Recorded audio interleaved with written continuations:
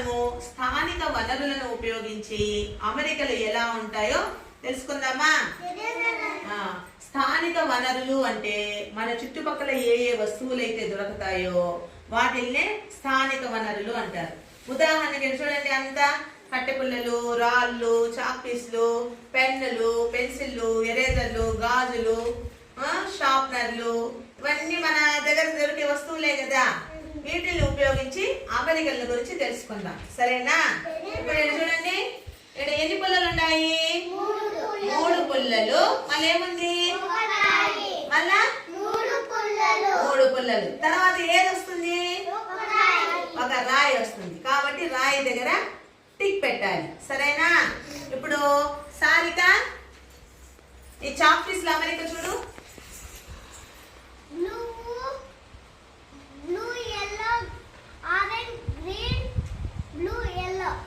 Next ఏమొస్తుంది? Very good. Next Gautam Tej, పెన్నులు ఎట్లా అమర్చున్నాం చూడు.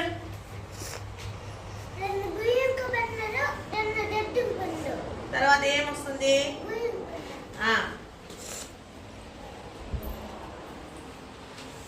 Very good. నెక్స్ట్ శరణ్య, ఒక పెన్సిలు, ఒక ఎరేజరు, ఒక పెన్సిలు, ఒక ఎరేజరు, ఒక పెన్సిలు. నెక్స్ట్ ఏమొస్తుంది? Eraser.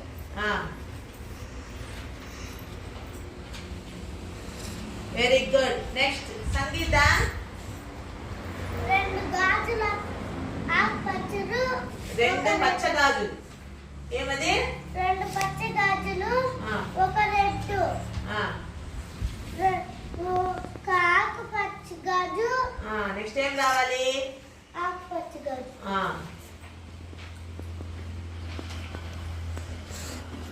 Very good. Next Sarika,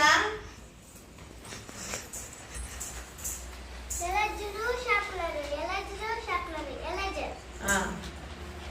next Gautam Tej,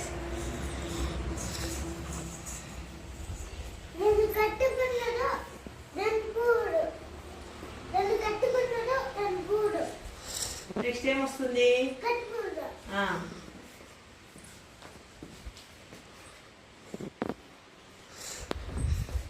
అందరికి అమరికలు తెలిసిందా?